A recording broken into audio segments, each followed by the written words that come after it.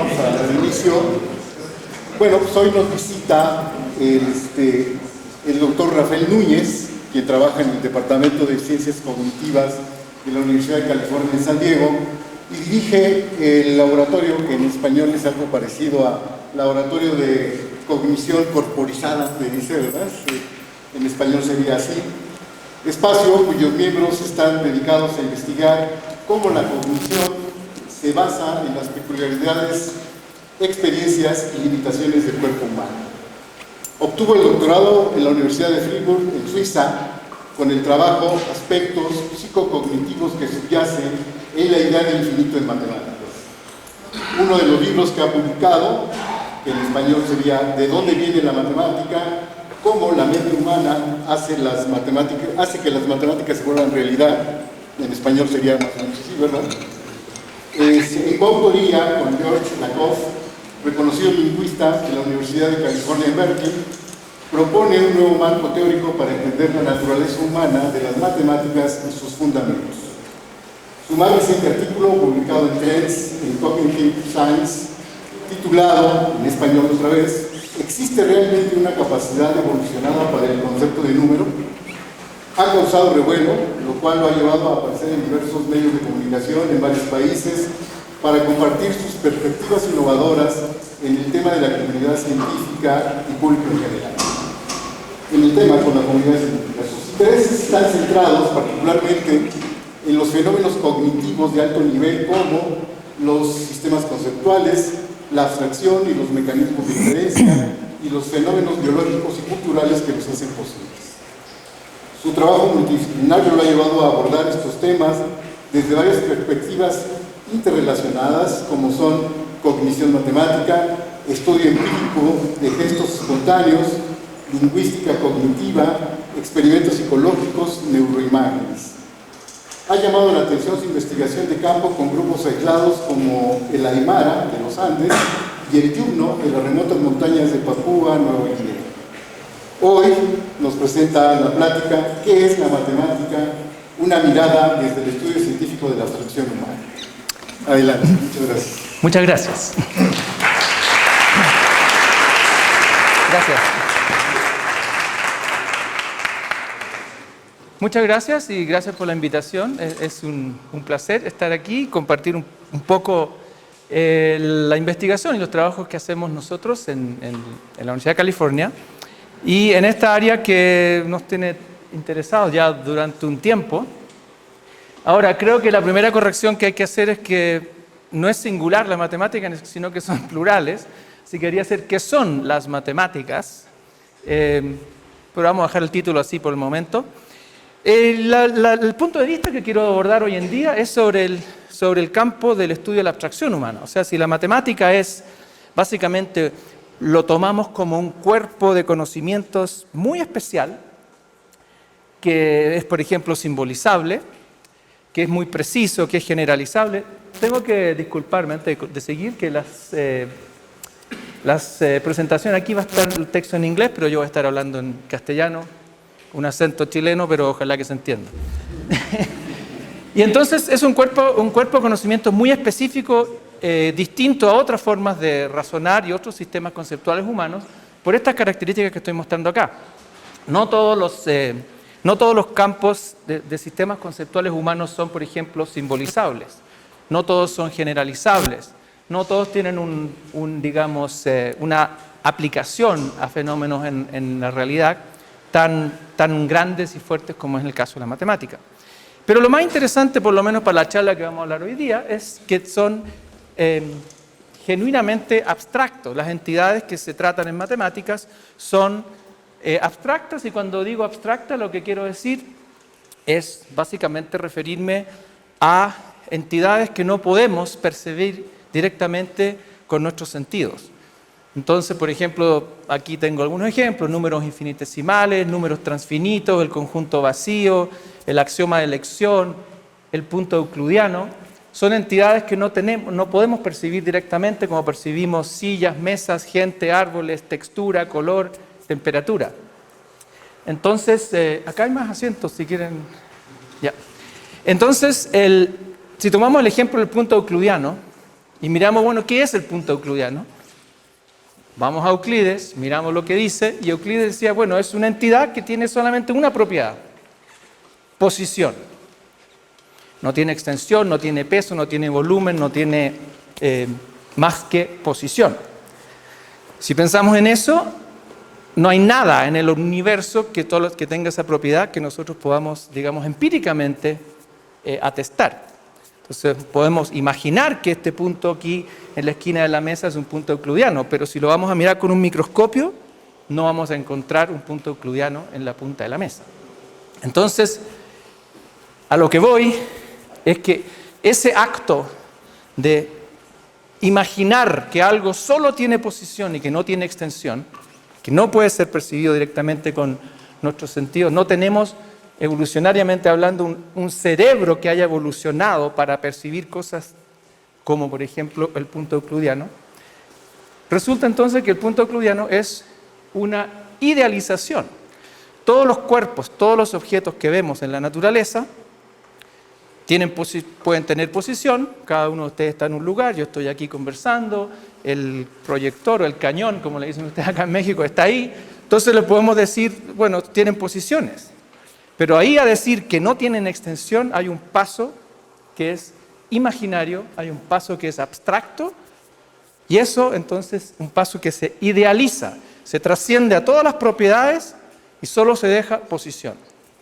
Bueno, ese acto necesita un idealizador, un ente que abstrae. Entonces lo que nosotros estamos interesados es en estudiar ese proceso.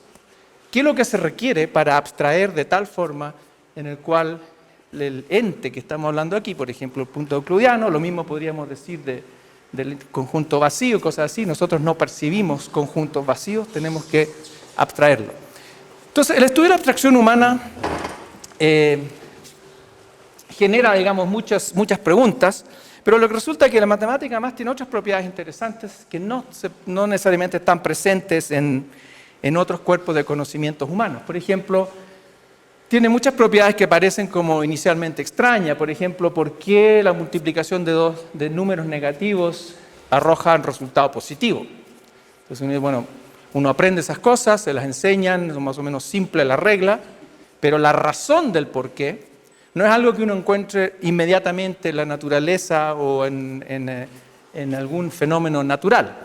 Lo mismo, por ejemplo, por qué el conjunto vacío es un subconjunto de cada conjunto.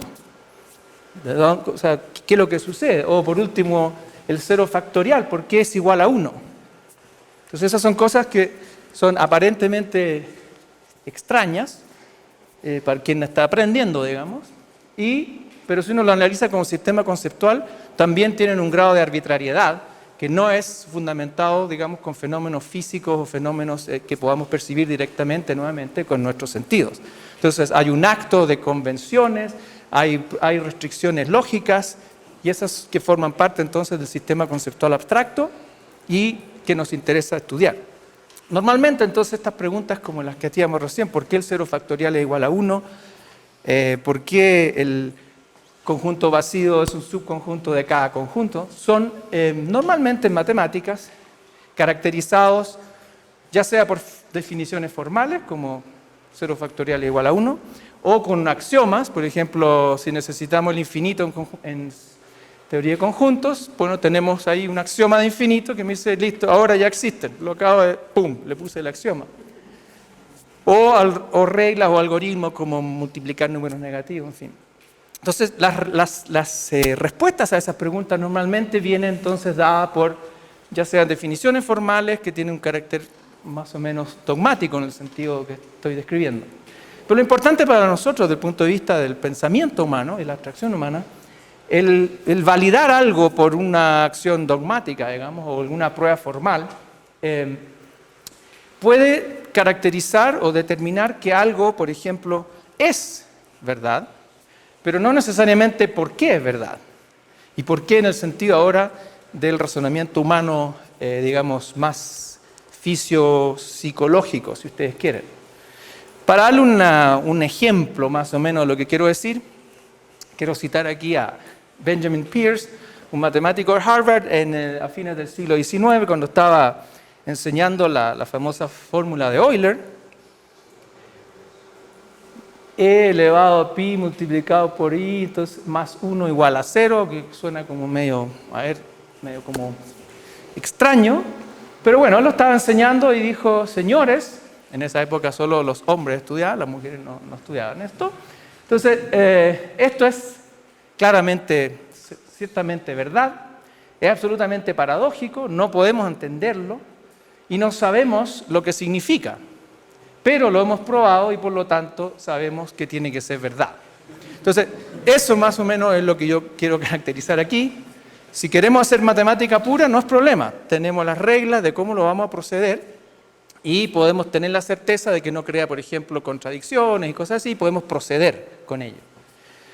El punto es que si queremos interesarnos a cómo funciona el cerebro humano, cómo funcionan los sistemas lingüísticos, cómo funciona la interacción, el hacer sentido, tenemos que entender lo que es, o tratar de tener alguna teoría de qué significa esto. Y aquí entonces el abordaje es distinto, digamos, de lo que sea internamente puramente matemática y se tiene que entonces referir a formas de hacer sentido humanas que trascienden a lo matemático y tratar de ver si se puede tener alguna teoría que pueda entonces explicar estos fenómenos.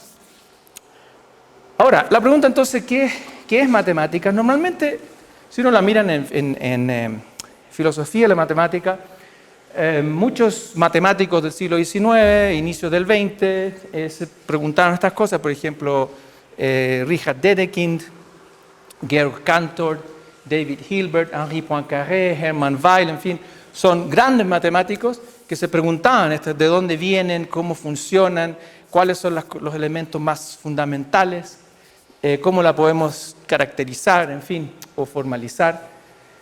Y el punto es que muchas de estas reflexiones están realizadas con lo que se llama, en psicología por lo menos, y en filosofía, introspección. Vale decir, cuando uno le pregunta, bueno, ¿cómo dormiste anoche? Uno llega y piensa, trata de agarrar algunas imágenes para decir cómo durmió. Y mira, dormí más o menos bien, o me desperté la mitad de la noche, en fin. Uno hace introspección del acto de haber dormido. O te gustó la película, entonces uno va y piensa en si le gustó o no la película. Entonces son acciones sobre el pensar de uno mismo. Entonces eso es más o menos lo que los matemáticos también decían. A ver, ¿qué es lo más simple en matemáticas? A ver, déjame pensar. Mira, para mí lo más simple es, yo creo, la idea de colección, entonces conjuntos. De ahí podemos construir el edificio. Para otros va a ser, mira, yo creo que lo más simple son las magnitudes y las cantidades. Y de ahí construimos el edificio. Entonces todo eso es basado en introspección. Pero hoy en día sabemos que la introspección solo produce una fotografía, si ustedes quieren, muy limitada. Hay muchísimas cosas que nosotros hacemos que no tenemos idea por qué las hacemos, ni cómo las hace nuestro cerebro. Por ejemplo, yo hoy vi ahora, antes de entrar a esta sala, yo vi muchos de ustedes saludándose mutuamente, que se conocían. Si uno le pregunta, oye, ¿cómo sabes que esta persona es la que tú crees que es? Pero, ¿cómo? Obvio, si yo lo conozco. Entonces, pero ¿cómo sabes que es? A lo mejor no es. Pero no, yo sé que es. Pero entonces uno no tiene nada que decir, no puede introspectar de cómo el cerebro reconoce la cara y la memoria y todo para decir qué es. A lo mejor la persona tiene una enfermedad, se le hinchó la cara, a lo mejor viene una fiesta muy grande y tomó mucho y viene con... Entonces, pero igual lo reconoce uno. Entonces, esa introspección no está, son cosas que trascienden a lo que podemos explicar. Lo que yo quiero decir ahora es que muchas de las cosas que estamos haciendo en el razonamiento y la abstracción no podemos hacer introspección de ellas porque son lo que llaman bajo el nivel de conciencia. Son automáticas, son rápidas, funcionan en unos pocos milisegundos y no sabemos, como individuo pensante, cómo funcionan porque forman por debajo de esas. Entonces, hay muchos de estos elementos que vamos a buscar un poco en esta presentación, que tienen estas propiedades y que quisiera compartirlas un poco con ustedes. Volviendo al estudio de la abstracción y de la idea de qué existe en matemática. ¿Existe el infinito? ¿No existe? Los varios infinitos, los transfinitos cardinales, los ordinales, ¿cuándo existe? ¿Cuáles son las condiciones de existencia? En fin, son preguntas que también tienen su lado filosófico, que normalmente han sido tradicionalmente estudiadas desde el punto de vista de estas grandes escuelas del platonismo, logicismo, formalismo, en fin, intuicionismo de Brouwer, que tienen ya toda su tradición con grandes pensadores como Frege, en fin, Hilbert, bueno, Platón, mucho más antiguo, obviamente. Pero lo importante es que, aunque se acuñan en grandes pensadores y filósofos del siglo XVII, algunos ya del XVI, pero hasta más o menos del XIX, son formas de pensar y de tratar de responder a la pregunta de qué es la abstracción, cuáles son las condiciones de existencia para un objeto matemático, sea este el conjunto vacío, sea lo que sea. Ahora, ¿cuál es el problema? Es que normalmente cuando uno se hace la pregunta, por ejemplo, fundamentos de biología, fundamentos de química, fundamentos de la economía, normalmente el análisis es multidisciplinario. Entonces, si uno lee fundamentos de la economía, van a haber elementos históricos, van a haber algunas cosas con matemáticas, van a haber algunas cosas con sociología, política, en fin.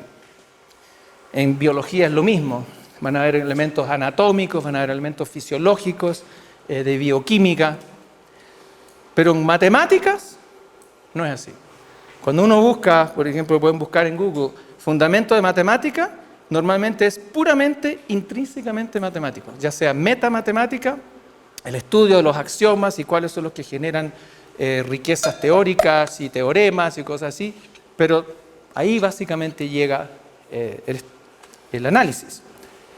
Entonces, ¿cuál es el problema? Que la filosofía que está detrás de estas preguntas es muy anticuada, desde el siglo XIX hasta, para decir máximo, y ya en el siglo XIX han estado pasando una serie de otras cosas, pero los filósofos han seguido básicamente hablando de cosas ya bien, estructuras rarísimas, que el fisicalismo y el nominalismo, ese me gusta a mí, el if-thenismo, o sea, ¿cómo se diría? El sí, ¿ah?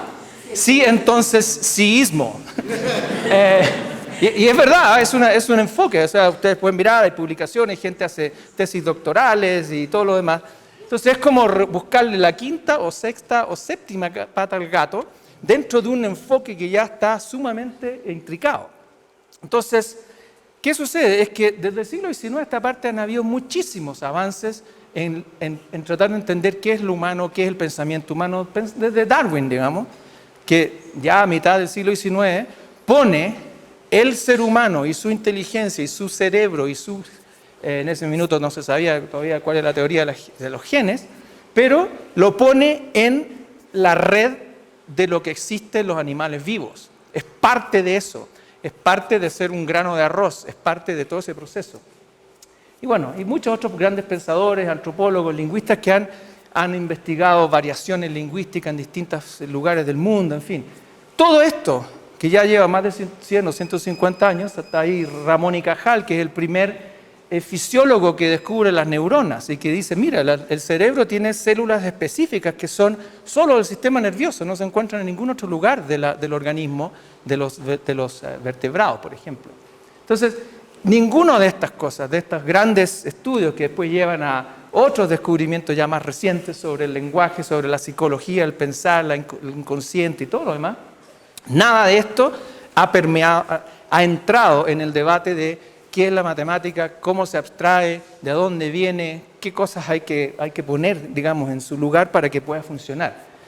Simplemente esto no ha tenido su juego. Entonces, lo que yo quiero hacer un poco hoy día es discutir aquí algunas de estas consecuencias de qué es lo que sucede cuando empezamos a tomar la abstracción humana como algún fenómeno natural, que tiene bases fisiológicas, que tiene determinismos o influencias de sistemas lingüísticos, de prácticas sociales, culturales, que tienen también sus sustratos biológicos, etc. Entonces, en el marco de la filosofía, si ustedes quieren, eso caería en lo que llaman los filósofos naturalismo. O sea, es tratar de naturalizar la pregunta de qué es o qué son las matemáticas, por ejemplo, pero tratando de proponer elementos teóricos y explicativos que estén en concordancia con lo que sabemos, que no es definitivo, pero con lo que sabemos hasta aquí de cómo funciona el sistema nervioso, cómo funciona la abstracción humana, cómo funcionan los sistemas lingüísticos, las gramáticas, las formas de hacer sentido, la memoria, la atención, la percepción, el aprendizaje y así. Bueno, básicamente entonces lo que queremos explicar, si hay comportamientos matemáticos hoy en día que se observan en el siglo XX, XXI, ¿cómo podemos tener una teoría de cómo se llega, digamos, desde el primate, del animal humano que somos? Aquí está una fotografía de chimpancé, lo cual no es que seamos chimpancés humanos, sino que no tengo fotografía del ancestro común, obviamente. Entonces aquí puse uno como para reemplazarla. Pero la idea es, hay un ancestro común entre chimpancés y bonobos y orangutanes, en fin, que según la edad que uno quiera mirar, van a ser 5 millones de años con los chimpancés, 10 o 12 después con otros primates, en fin. La idea es cómo el animal humano llega a generar, por ejemplo, este tipo de abstracciones y con qué tipo de herramientas y con qué sustratos biológicos. Entonces, volvamos a la pregunta que teníamos de la abstracción humana y la imaginación humana. ¿Cómo funciona la imaginación humana y qué elementos son los que se reclutan para poder cristalizarla? Entonces, algunos de los elementos que mencioné antes, por ejemplo, el punto euclidiano, ¿cómo se llega a generar? Y la otra pregunta es algo que todos los humanos en forma inmediata van a captar. Como nos vamos a dar cuenta un rato más en alguna cosa, eso es, por todos los que ustedes que hacen clase se van a dar cuenta que no es así. Uno requiere un gran esfuerzo de tener que enseñar estos procesos, y lo más importante es que casi todo lo que se hace en matemáticas pasa por el escrito. Y el lenguaje escrito es, entre comillas, algo que hemos inventado, es un instrumento en la historia de la humanidad.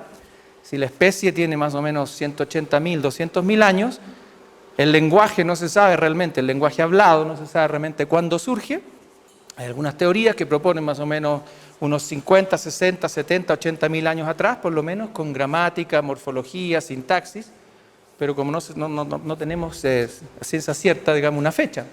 Pero lo que sí sabemos es que la escritura es un accidente en este proceso que solo surge en algunas culturas del mundo, en China, en Mesoamérica un poco, en Babilonia ciertamente, y para de contar. Quizás hay un debate si Egipto también fue independiente o no, pero hasta ahí, o sea, todas las lenguas de Australia, todas las lenguas amerindias, con la excepción que decía yo, Mesoamérica, todas las bantú, idiomas bantú en África, ninguna de ellas generó jamás escritura.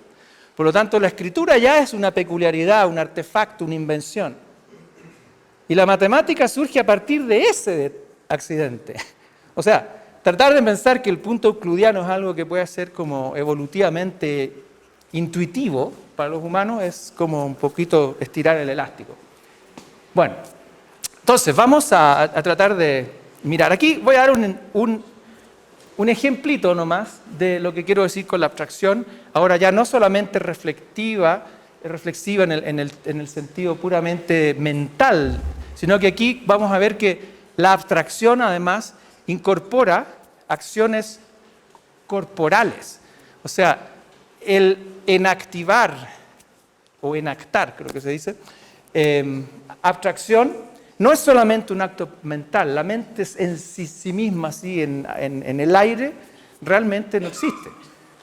Las actividades mentales están ancladas entonces en procesos fisiológicos, corporales, y aquí les voy a dar un pequeño ejemplo. Bueno, esto es un extracto muy breve de televisión, está en inglés, pero yo lo voy a traducir rápidamente y voy a apuntar a los elementos que son interesantes para esta plática. A ver si sale el audio. Aquí está diciendo, parece que yo soy disléxico, parece que soy yo. ¿Qué significa lo que acabo de encontrar aquí? Dice. Y va a leer esto. Dice, ayudando a los residentes hoy día a acordarse del el ayer del mañana.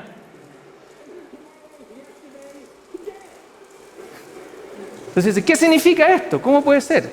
El ayer del mañana, ¿no sería eso hoy día? Bueno, entonces, ¿qué sucede? Si miramos esto, y esto es un poco lo que yo quiero llevarlos, miren lo que sucede con las manos. Él lee esta oración, ayudándole a los residentes de hoy día. Esto supongo es como para, ¿cómo se llama? Un home, para ancianos? Un asilo, eso. Entonces, es como una publicidad para un asilo de ancianos, y donde dice que se le ayuda a los residentes de hoy a acordarse del ayer del mañana. Entonces él como que se ríe de esto y dice, ¿qué significa esto? Pero miren lo que sucede cuando dice esto. Entonces dice, el ayer del mañana. Bueno, cuando empieza eso, las manos están absolutamente en reposo y él va a decir ahora el ayer del mañana. Entonces dice, empieza para decir, wouldn't that be today? ¿No sería eso hoy? El ayer del mañana. ¿No sería eso hoy? Entonces miren lo que sucede.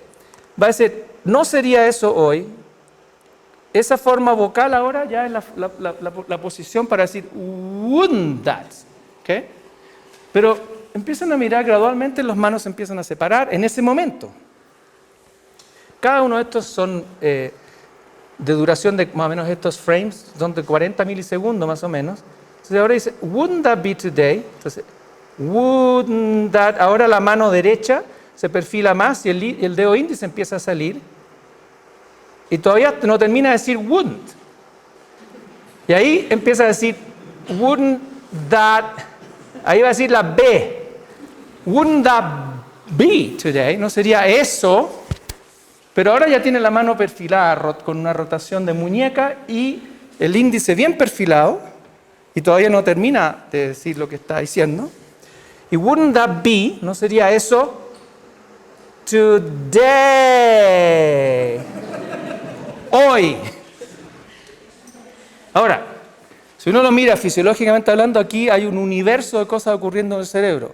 Tiene que coordinar todos los músculos, todas las articulaciones que se van rotando, las formas vocales, procesos como coordinar gramática, coordinar sentido, coordinar todo el equipo lexical, todas las palabras que va, y además apuntar a lugares que supuestamente no son arbitrarios. Entonces aquí él está apuntando a algo aquí. La pregunta es, ¿qué hay ahí? A lo mejor hay una mancha, un poco de guacamole que se le cayó al...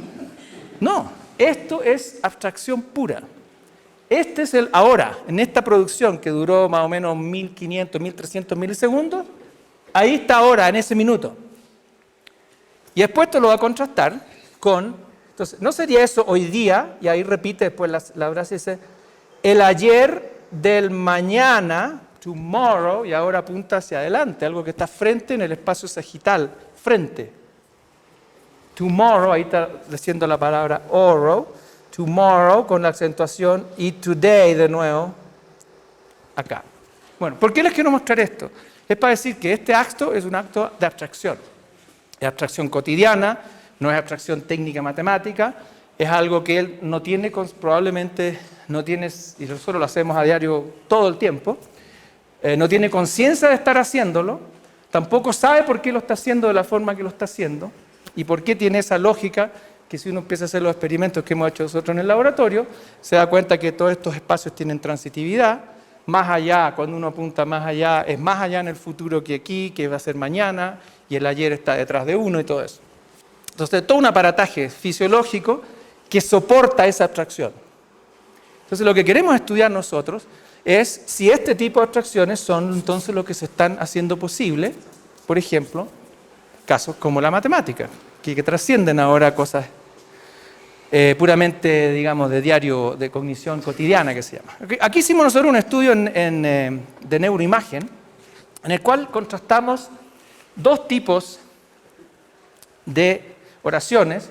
Una es, está llegando la Navidad, y otro es, que estaría más o menos como este, o tú estás llegando, estamos llegando a la Navidad, o otro que la Navidad está llegando. Entonces, el punto de vista gramatical es interesante, porque el ente que produce la acción, en el caso del verde, es un evento temporal. O sea, el agente que se mueve, si uno analiza el verbo, ¿cuál es la conjugación? Es con esto. Pero aquí el verbo, que sería el mismo verbo de aproximarse, ahora está siendo conjugado respecto a un observador. Estamos llegando, por ejemplo, a la Navidad o a fin de año, o la primavera está llegando. Esas son dos formulaciones que son gramaticalmente distintas, pero nosotros quisimos ver si, en términos, aunque semánticamente más o menos tienen el mismo significado, la Navidad todavía no ha ocurrido, ha de ocurrir, por ejemplo, pero tienen una diferencia gramatical que es importante. Entonces nosotros quisimos ver qué sucede en el cerebro humano cuando, por ejemplo, nosotros ponemos a participantes en el escáner, que es completamente oscuro, no tiene ni una luz, es completamente negro, a escuchar estas, así varias, miles de estas, la Navidad, la primavera, llega, en fin, todas esas cosas, y quisimos ver qué sucedía. Y una de las cosas, bueno, vimos varias cosas, pero la primera cosa interesante es que acá en el lóbulo occipital, lo que se ve aquí, el lóbulo frontal está acá, este es el lóbulo temporal izquierdo, y este es el lóbulo occipital, digamos la parte trasera.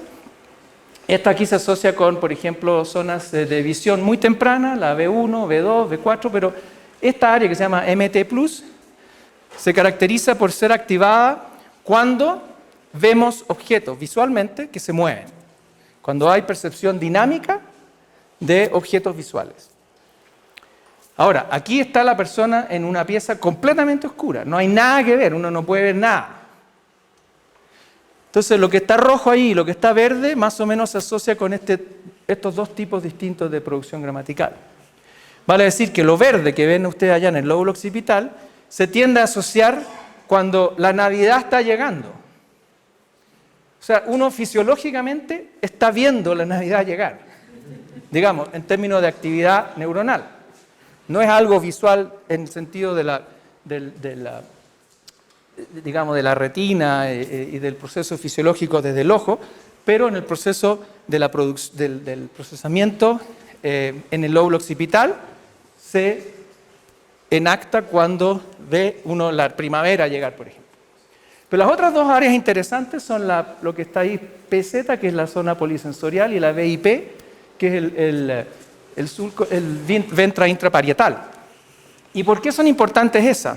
Porque si uno hace un análisis, por ejemplo, con macacos, y ahora estos ya son estudios que se hacen con registros neuronales independientes. O sea, el estudio que mostré recién antes yo es sobre activación global en unas zonas corticales en el cerebro humano. Se ponen electrodos en células individuales. Y en este caso son células individuales en la zona PC, la zona polisensorial, también se puede hacer con la ventral intraparietal. Pero ¿qué es lo que es importante?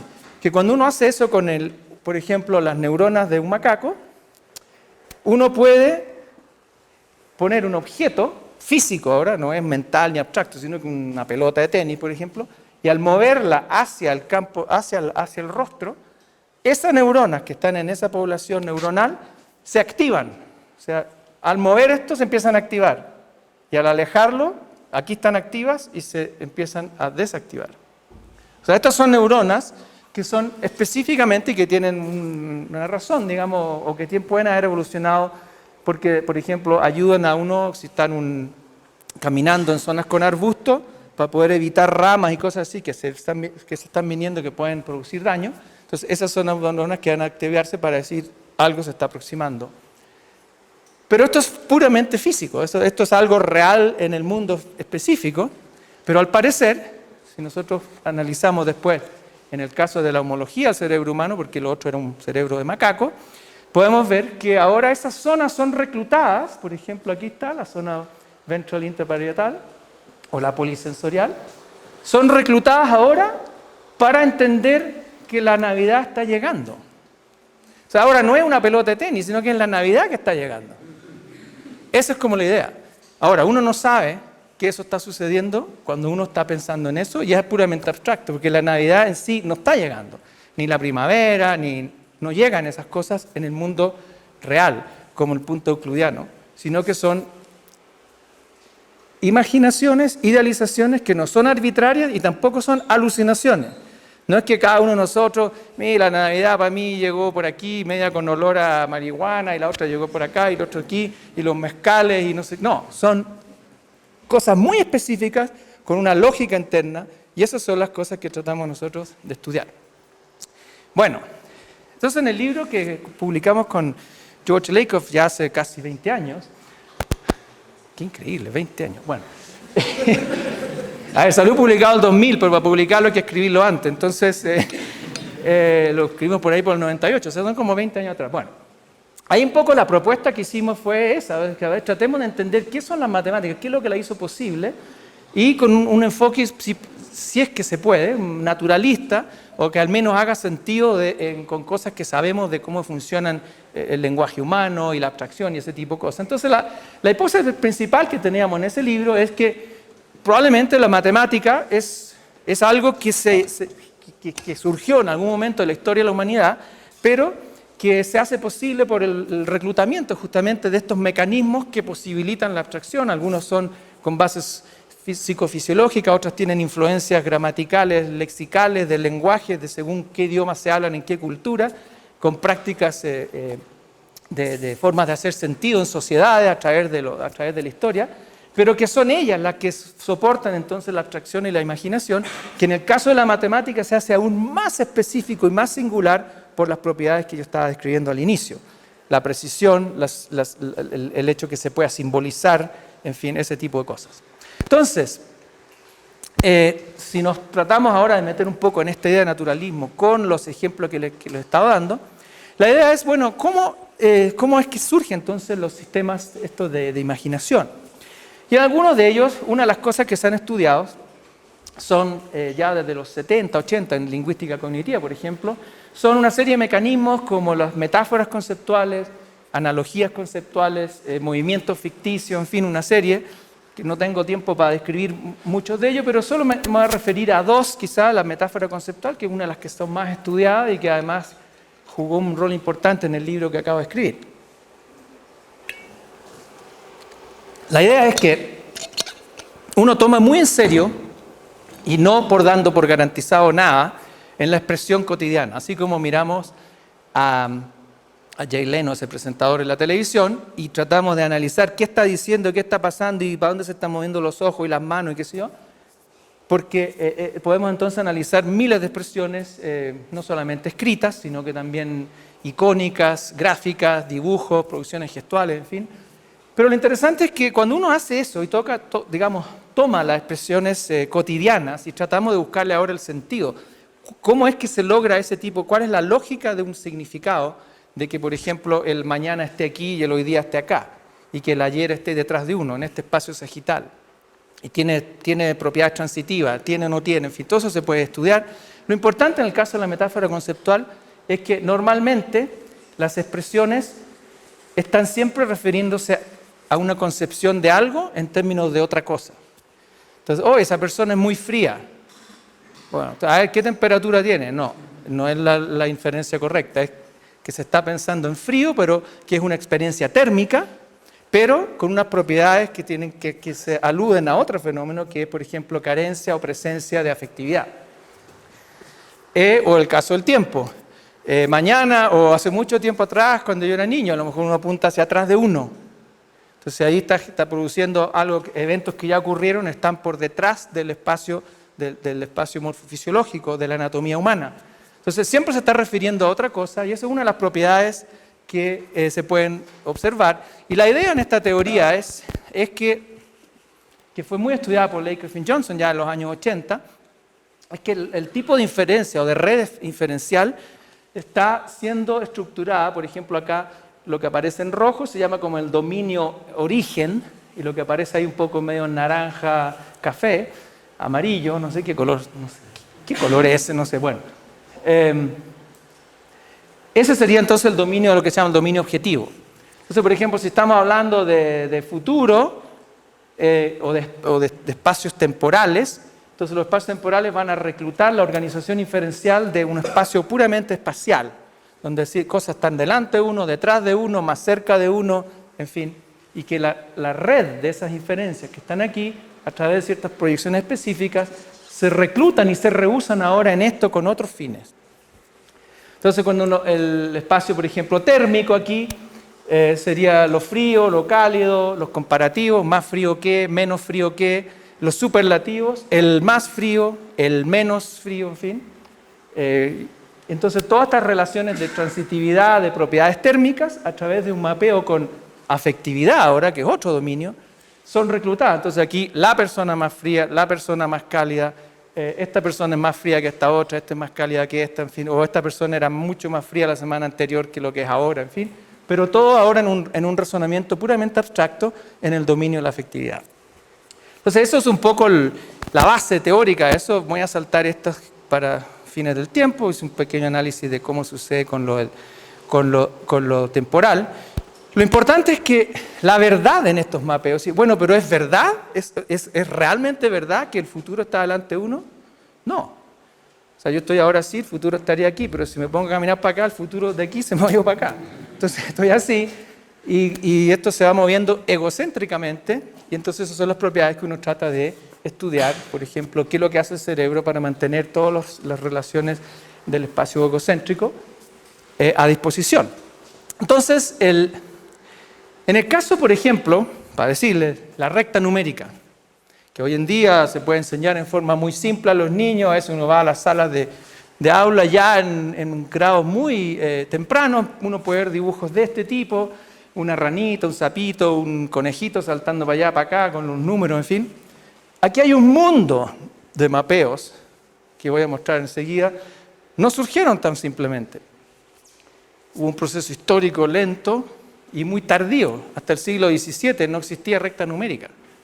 Entonces, y la puesta en marcha no fue tan simple. Pero hoy en día ya, así como los niños pueden usar un teléfono celular sin muchas explicaciones y en poco tiempo pasan a los padres en el conocimiento de cómo se usa, este tipo de cosas en la abstracción humana también tiene este tipo de propiedades. ¿Pero qué está pasando aquí? Bueno, aquí hay un mapeo más o menos de ese tipo, donde los números, las cantidades, los cuantificadores con precisión, como es el 8, el 10, que son precisos y exactos, a diferencia de muchos o algunos, que también son cuantificadores, pero no tienen la misma precisión.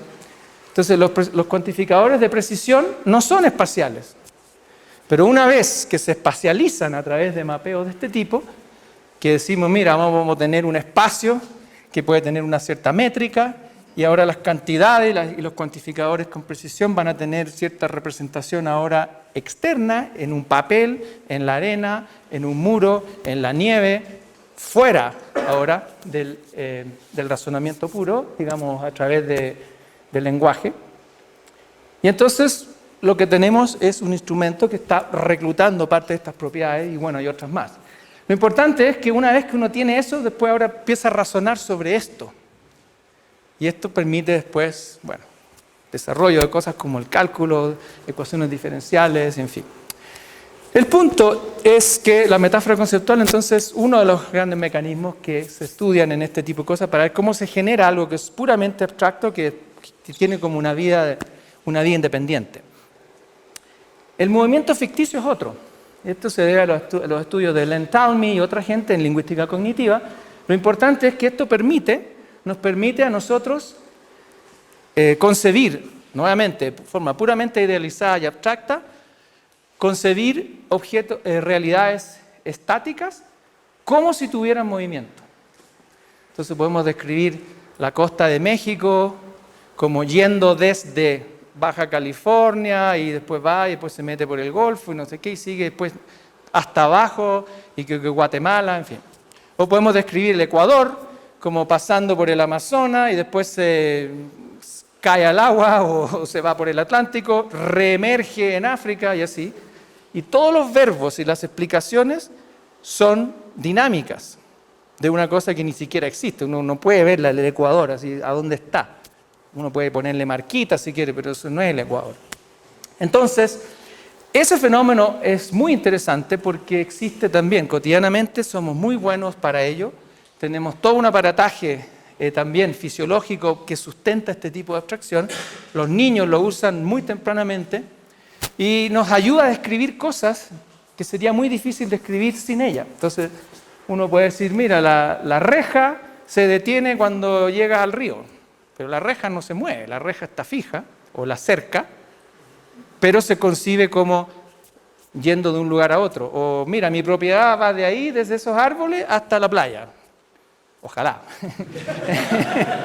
Sonó bien, ¿eh? Sonó bien.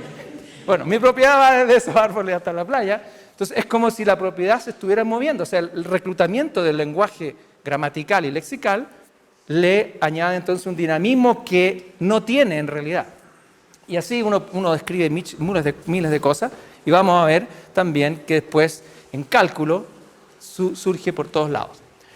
Entonces estos fenómenos que les estoy describiendo de psicología cognitiva, bueno, más bien de lingüística cognitiva, de neurociencia cognitiva, se pueden estudiar con experimentos, con estudios de psicogestuales, neuroimagen, en fin, no solamente con estudios puramente lingüísticos, que fue lo que habíamos hecho nosotros en ese libro con Lakoff hace 20 años, sino que ahora ya podemos, digamos, triangular los avances y las teorías que vamos desarrollando con estudios en muchas otras formas.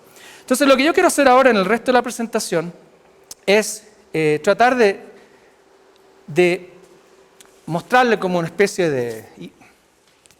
de imágenes, así de decir, cómo entonces estos mecanismos están jugando un rol en la abstracción para que la matemática sea lo que es. Y aquí entonces, bueno, según el tiempo que tenga o no, la idea quería discutir con usted, por ejemplo, cómo juega en su origen, en el mismo origen, el origen mismo de la matemática, juegan estos elementos un papel fundamental. O cómo juega en las simbolizaciones y en las notaciones, sistemas de notación, o en la formalización, y aunque no voy a tener tiempo para hablar de ella, por ejemplo, cómo ayuda además a crear nuevas matemáticas. Y aquí, si a alguien le interesa, es una sección que no voy a alcanzar a discutir hoy, pero es en el fondo cómo, por ejemplo, se crea la teoría de hiperconjuntos a partir de la teoría tradicional de conjuntos con los axiomas de Zermelo-Fraenkel y el axioma de elección, a una nueva teoría de conjuntos, se llama hiperconjunto, que tiene un axioma de antifundamento, que niega el axioma de fundamento de la de ZFC, pero que en el fondo lo que se usa ahí es metáfora conceptual.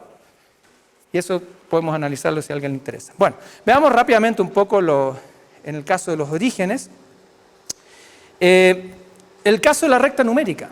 Decíamos, hoy en día aparece por todos lados, es algo como obvio, pero en realidad el mapear espacio con cantidad exacta con espacio no es algo que surja así en forma natural, a pesar de lo que hayan dicho algunos científicos en neurociencia que postulaban la existencia de una especie de recta numérica ya casi localizada en el lóbulo intraparietal, que es una zona muy conocida por procesar, por ejemplo, cálculo aritmético. Si uno se daña esa área, por ejemplo, quedaría afectado para procesamientos aritméticos de cálculos.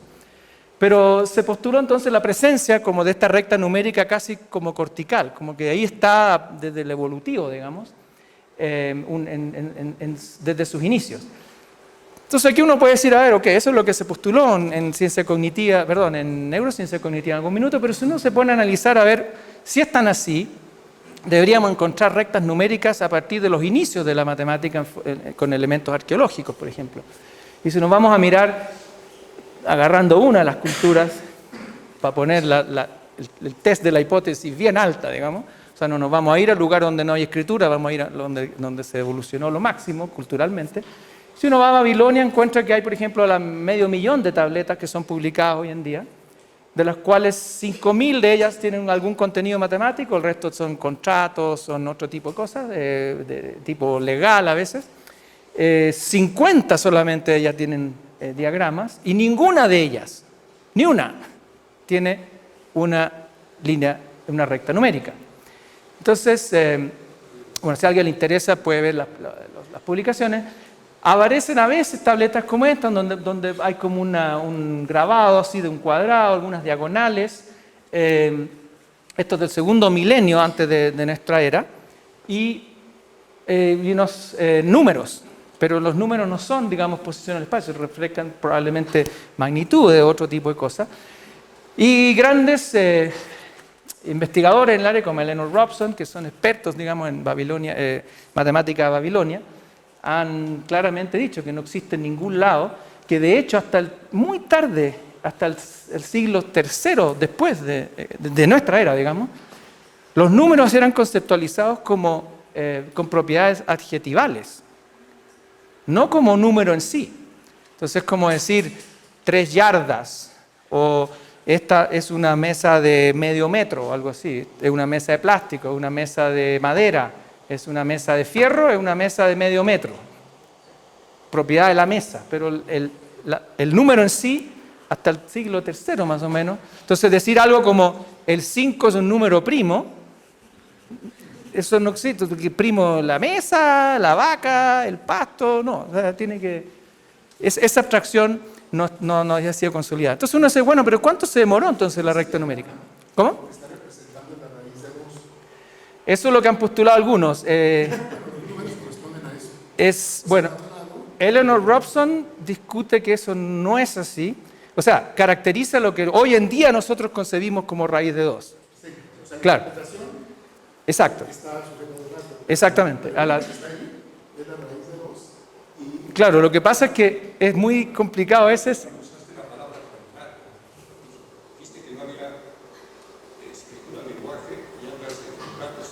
Contratos. Ah, claro. Claro, hay cosas legales de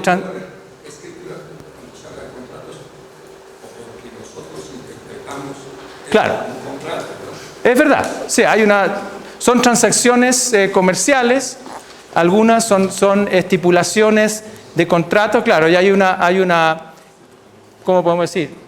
Interpretación temporal de hoy, anacrónica de lo que se estaba haciendo en esos momentos. Eso es cierto. Ahora, en particular, aquí en este caso en particular, hoy día lo que nosotros entendemos como raíz de 2, que es un número irracional y que se ubica en ciertos contextos, en fin, obviamente eso no se puede ascribir como parte del concepto en ese minuto. No, pero lo que sí da es que una cosa es la unidad, y está el número, y luego lo otro, y representa raíz de 2. Es que claro, lo que pasa es que cuando decimos raíz de 2, ya estamos diciendo... Pero la aproximación que hacen correspondería a eso. Correspondería, exactamente. Ahora, en términos de la discusión que tenemos, si es esto una recta numérica o no, ese es el punto. Parece que hubiera sido mejor no poner esta tableta, pero... O sea, lo que quiero decir acá, si uno mira, y de hecho es muy interesante ver los trabajos de Robson de cómo desconstruye un poco la interpretación a partir de lo que sabemos hoy de la matemática, de lo que tiene que haber sido, cuál era el rol. Un poco, ya que estamos en esto, un poco lo que dice ella es que hay ciertas interpretaciones en los estudios de tabletas babilónicas que se ven a los babilonios como pregriegos, que en el fondo les falta para llegar a ser griegos. O sea, hicieron el dibujito, medieron la unidad, y calcularon lo más aproximativamente el valor, que en el fondo les faltó todavía para llegar a la rigurosidad que tuvieron los griegos para hacer esto y lo otro. Poco lo que dice ella es que los babilonios no les interesaba para nada la rigurosidad, no iban en realidad a ver propiedades que nosotros hoy día le ascribimos a la raíz de 2, que no están presentes, y parece que dentro de las complejidades de los intercambios y las necesidades que tenían ellos, nunca hubieran llegado a ser griegos y tampoco les interesaba ser lo que nosotros hoy día conocemos como el pensamiento griego. En fin, esas son las interpretaciones de Eleanor Robson. Pero históricamente, si uno va, por ejemplo, incluso en la Géométrie de Descartes, que es de 1637, que tiene 120 páginas, 49 diagramas, no hay ni una recta numérica, ni una. Aunque hoy día la llamamos coordenadas cartesianas, todavía quiero que algún historiador me diga quién decidió que se iban a llamar cartesianas, porque Descartes no fue. Entonces, alguien dijo en algún minuto que esto se van a llamar de cartesianas gracias a Descartes, pero todavía no puedo que un historiador me diga quién fue el que lo hizo, o quién es, o cuándo. La cosa es que sí las llamamos hoy, pero lo que se aproxima máximo es todo un razonamiento en términos de propiedades euclidianas, geometría, digamos, euclidiana, con magnitudes genéricas. Aquí tenemos magnitud como A y Q, que son caracterizadas en forma separada y en forma vertical. O sea, que no es con la recta numérica que se supone que nosotros tendríamos en el lóbulo intraparietal. Y además no hay números. Entonces, no existe. La primera vez que uno encuentra un texto sería John Wallis, 1685, la primera vez que hay un razonamiento que se acerca un poco, que no tiene números, pero sí en el texto se refiere a cantidades, y aquí y aquí lo importante, este es ahora John Wallis, en el siglo XVII, a fines del siglo XVII, escribiéndole a la crème de los matemáticos de la época, lo mejor de lo mejor en Europa del siglo XVII, y cuando está tratando, esto en el tratado de álgebra, a los números de los cuadrados negativos, decide cómo entonces hay que concebir 5 menos 2 igual a 3. Y explica toda una cosa de que imagínense una persona que está aquí, camina 5 pasos y retrocede 3, o sea, el sapito y el conejito, pero para lo mejor de lo mejor del siglo XVII. Entonces, si tenemos la recta numérica en lóbulo intraparietal ya así evolutivamente, bueno, esto no habría sido necesario, habría surgido de forma mucho más natural. Aparentemente, el primero que habría puesto números con posiciones sería Napier más temprano, y explicando ahora el concepto de logaritmo. Entonces, lo que es interesante en el trabajo de Wallis y Napier es que en ambos casos se recurre a este tipo de razonamiento cuando ya se viene de algo más complicado. Los cuadrados negativos en el caso de John Wallis, logaritmo en el caso de Napier, y aquí tratar de llegar a algo más concreto, más sustentable, más apoyable, que se pueda usar como piedra angular para razonar. O sea, no algo que surge desde lo más simple hacia lo más complicado, sino que parece ser al revés. En todo caso, muy tarde. Por cosas del tiempo, voy a pasar rápidamente, quiero mostrarle un par de resultados. Por ejemplo, científicamente ahora, con estos datos históricos, nos podemos preguntar, bueno, ¿esta representación, los numéricos, es intrínsecamente espacial o es selectivamente espacial? Que resulta ser un buen medio para poder caracterizar las cuantificaciones exactas. Y la pregunta segunda es si son universales, porque si esto tiene un componente genético en toda la especie, uno debería encontrarla en todas las culturas. Entonces hicimos 2 estudios. Los voy a mostrar muy rápidamente por cosas del tiempo. Hicimos un experimento en el cual le dijimos a la gente, en vez de decir, mira, te vamos a mostrar unos números, ¿dónde los pondrías tú? Si este es el 0 y el 100, por ejemplo, ¿a dónde pondría el 87? Lo hicimos, pero lo hicimos con distintos tipos de estímulos, con puntos que son psicofísicos, con audio, tonos que uno se escucha, y con símbolos, como la palabra escrita. Y entonces le dijimos, en vez de poner que lo ponga en una línea que ya es espacial, lo hicimos, mira, aprieta esto que está aquí, que era un dinamómetro, y apriétalo con la intensidad que tú quieras según el número que ves o que escuchas. Y también lo hicimos pegándole a una campanita y también producción vocal, con intensidad y medición de la intensidad de la vocalización.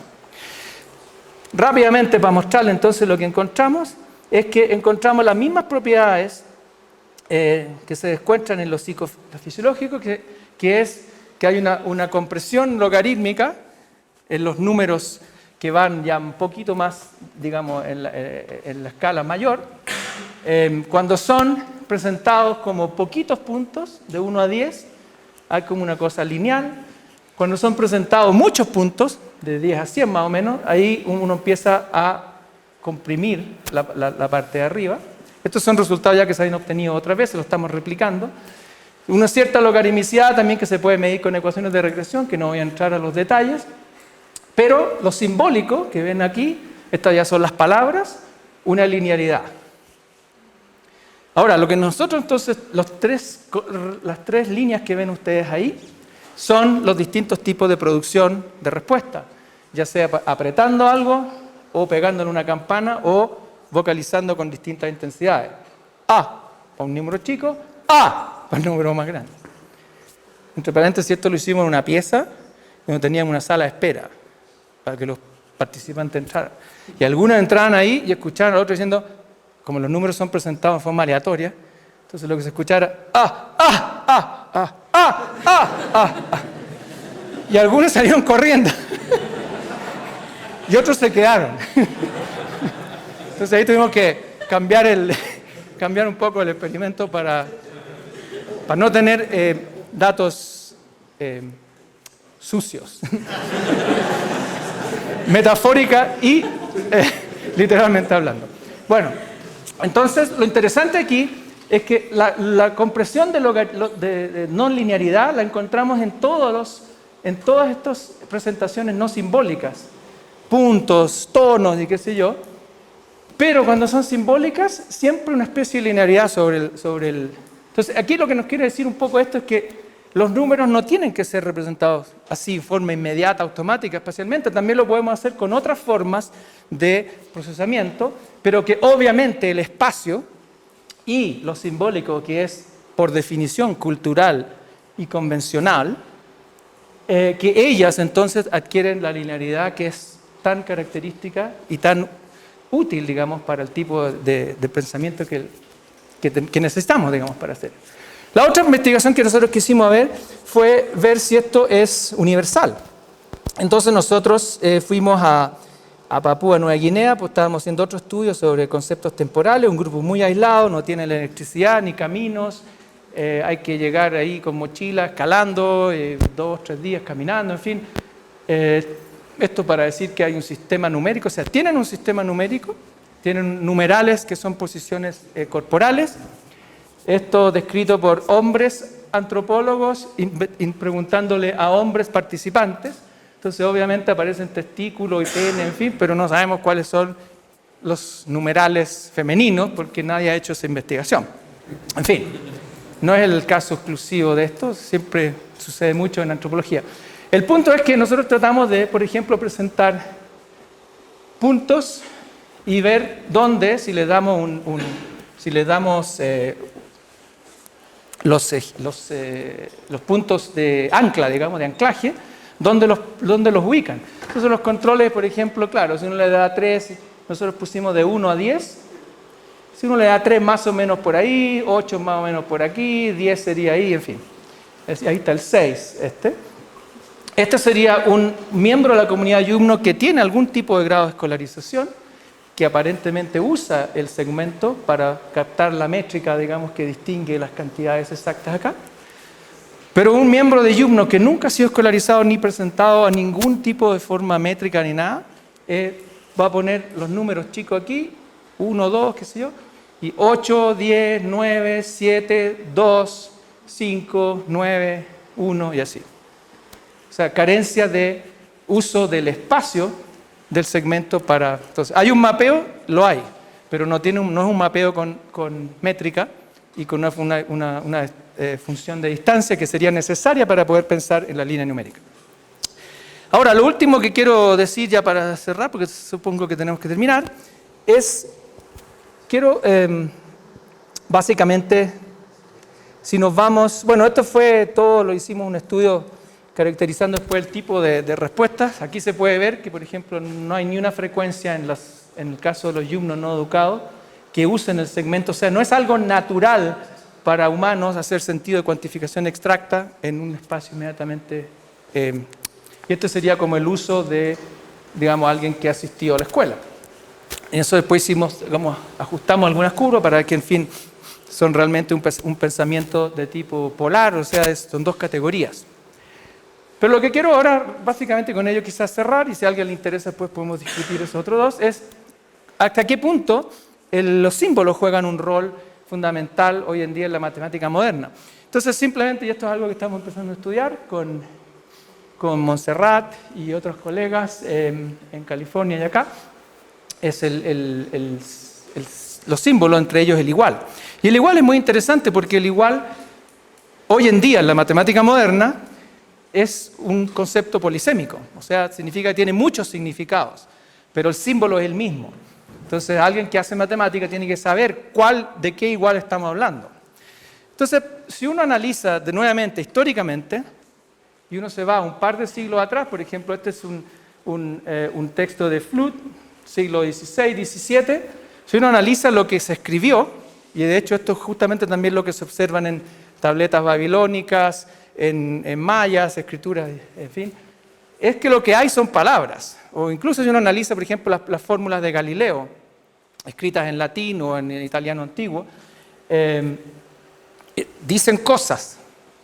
Y esas cosas tienen propiedades gramaticales, propiedades lexicales que se pueden analizar. Entonces, si uno analiza qué es lo que dicen cosas, por ejemplo, como que 1 y 1 hacen 2. que es el verbo hacer. O que 1 y 2 entonces produce o hace emerger 3 o algo así. Entonces, uno podría imaginarse otro texto que dijera, y este número o esta cantidad la podemos descomponer en esto, esto y esto, por ejemplo, pensando en descomposición de números primos, por ejemplo. Entonces, descomponer, hacer, son conceptos distintos. Sin embargo, en los textos de hoy, de matemática, son traducidos con símbolos como el igual. Entonces, ¿qué sucede? Es que el símbolo del igual técnico que usamos hoy en día en matemáticas esconde el significado original que tuvo. No permite distinguir la propiedad y la riqueza semántica de esos conceptos. Entonces, uno puede ver muchas expresiones, por ejemplo, en matemática. A veces aquí el signo igual tiene un rol distinto de poner 1 más 1 igual 2. Y obviamente cuando uno está haciendo aritmética transfinita, este signo igual tiene otros. Uno necesita un aparataje semántico distinto de, por ejemplo, este o aquí que se requieren límites donde se supone que hay una cierta notación. Este igual sería como, por ejemplo, descomponer este número en estos factores primos, pero este igual es distinto de este igual, que aquí se está haciendo algo a partir de ciertas acciones, de poner cosas juntas, por ejemplo. Entonces, hasta el siglo XVI no había signo igual. Y cuando uno empieza a analizar toda la matemática que existió hace minutos, habían formas de razonar y hacer sentido usando metáforas, usando construcciones gramaticales, lexicales, en fin, pero que hoy en día, si analizamos cómo se transcriben esos textos, en fin, se pierde porque todos quedan escondidos bajo el mismo signo. Ahora, lo importante es que cognitivamente, para nuestro cerebro no existe la identidad pura, como tampoco existe el punto euclidiano. Nosotros necesitamos un aparataje que lo haga posible, pero eso sí, per se, la cognición, la identidad pura, absoluta, formal, digamos, no existe, sino que es una formalización a idealización. Quizás la forma más clara de ver eso es con el axioma de extensión en teoría de conjuntos. Porque el axioma de extensión es muy útil en teoría de conjuntos y lo que hace es simplemente prescribir que dos conjuntos van a ser idénticos si y solo si ellos tienen los mismos elementos. Entonces, ¿qué pasa con este axioma cognitivamente hablando? O sea, un conjunto está determinado únicamente por los miembros. ¿Qué sucede ahora respecto a la cognición cotidiana? Entonces, imaginemos que queremos caracterizar, por ejemplo, un conjunto que yo voy a llamar P, que es el conjunto de los países tales que tienen el lenguaje oficial alemán, francés, italiano y romanche. Entonces estoy pensando en idiomas y eso me tiene que delimitar, en el fondo, qué país tengo en mente. Y después tengo otro conjunto, que es el conjunto Q, que me dice que son aquellos conjuntos cuya moneda oficial es el franco suizo. Entonces, ambos dos conjuntos determinan un país que es Suiza. Entonces, según el axioma de extensión, P y Q son idénticos, pero cognitivamente no son. Porque en uno estoy pensando en geografías, en distribuciones lingüísticas sobre terreno geográfico, en otro estoy pensando en transacciones comerciales, en fin. Entonces el proceso que lo está llevando a uno a caracterizar, en este caso, un elemento como sería Suiza, un ente, una entidad, son completamente distintos. Entonces la identidad la está haciendo no el sistema neurofisiológico o lingüístico o psicofisiológico, sino que la está haciendo un axioma que me está obligando o prescribiendo a caracterizar ellos como absolutamente idénticos. Entonces, obviamente ahí, la teoría de conjuntos, si queremos entender, por ejemplo, el pensamiento y la riqueza de la semántica humana en términos de matemáticas que sean reducidas, por ejemplo, a la teoría de conjuntos, eso jamás va a poder captar la riqueza del pensar humano porque tenemos un problema del axioma de extensión, por ejemplo, que nos va a permitir tener un prisma o una forma de mirar a los fenómenos con la sutileza y la granularidad que requiere los procesos de pensamiento humano. Entonces, estas son cosas que hay que uno como tener en cuenta a veces cuando queremos analizar qué es la matemática, cómo funciona, cómo existe. Muchos de estos fenómenos, entonces, hay que tratar de descorticarlo o de tratar de analizarlo en términos de los fenómenos que conocemos o que se pueden investigar empíricamente y tratar de ver cómo se llega a estas idealizaciones, por ejemplo, como el axioma de extensión, que es una idealización donde se hacen dos procesos de pensamiento se hacen por su extensión idénticos, pero que en su procesar semántico no lo son.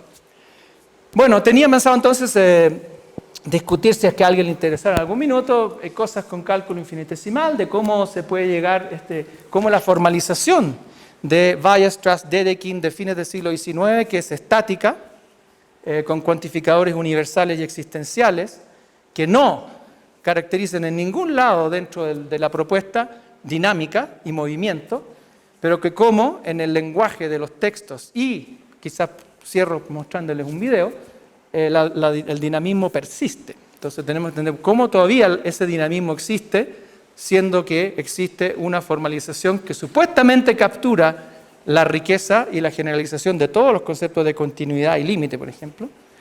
Y este era el caso que les decía anteriormente de los hiperconjuntos, como matemática nueva, digamos, de los años 70, 80, 90. Entonces quiero cerrar con un video quizás, simplemente para mostrar, aquí tenemos un par de profesores haciendo clases de cálculo. Entonces el tablero, en fin, el pizarrón está lleno de cuantificadores existenciales, cuantificadores universales, todo el lenguaje formal, el aparataje epsilon delta para poder caracterizar entonces las entidades que son necesarias para hablar de cálculo, por ejemplo.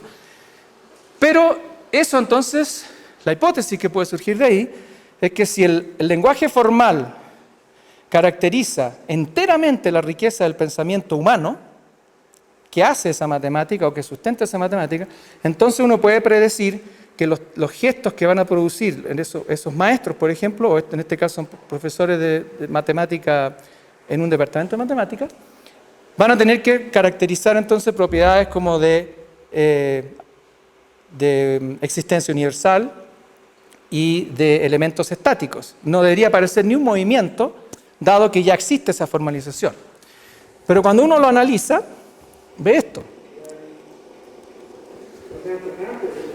Entonces aquí están los cuantificadores que ustedes ven. Entonces ahí está algo que se va al infinito. Y ahí algo que se detiene. Entonces uno puede parar esto y decir, a ver, rápidamente, puede decir, bueno, a ver, aquí no solamente es un gesto manual, aquí estamos escribiendo todo el lenguaje formal, y aquí ahora hay movimiento corporal, se pone a caminar. Si uno mide, lo hemos hecho con acelerómetros, hay una aceleración del movimiento cuando se va al infinito. Y entonces, cuando produce el vocablo infinito, ahí está produciendo las iteraciones, que en ningún lugar se encuentran en el pizarrón, porque no existen. Cuando uno dice para todo épsilon, son todos al mismo tiempo. Y no son chiquititos, pueden ser grandes, pero los épsilon tienden a ser chiquititos. Ahora, uno dice para todos, los cubre todos, pero en fin. Entonces aquí, cuando dice al infinito, cuando dice infinity, sería este paso. Ahí tenemos máxima extensión del hombro, el codo, la muñeca, cada uno de las falanges de los dedos en máxima extensión. Eso no puede ser aleatorio, tiene que haber algún... Y eso se contrasta en forma muy clara con, por ejemplo, la producción ahora de la mano derecha. Se pone en forma opuesta al movimiento el papel de la mano izquierda, que son las notas, y hay un movimiento iterativo de aproximación, nunca tocando el papel, lo repite 2 o 3 veces, en fin. Ahora, esos movimientos no existen en la formalización, sin embargo son enactados, son parte de lo que se está proyectando como sentido.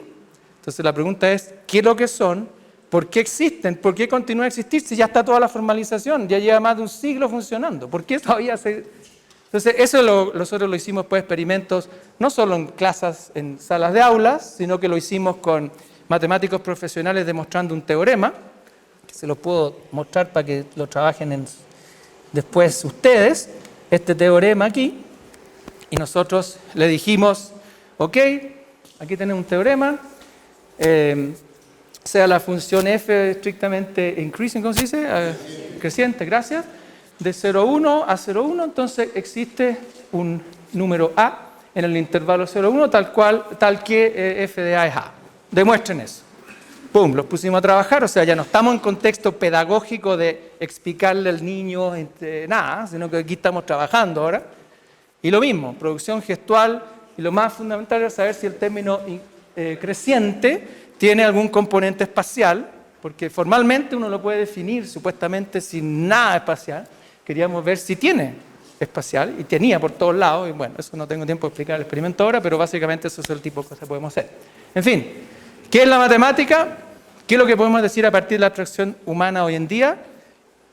Se puede ahora estudiar la abstracción humana desde el punto de vista de formas integrativas, de semántica, de producción gestual, movimientos oculares, verbalizaciones y razonamiento.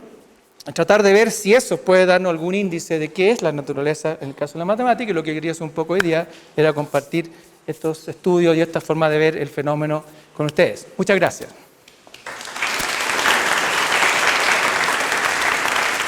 Gracias.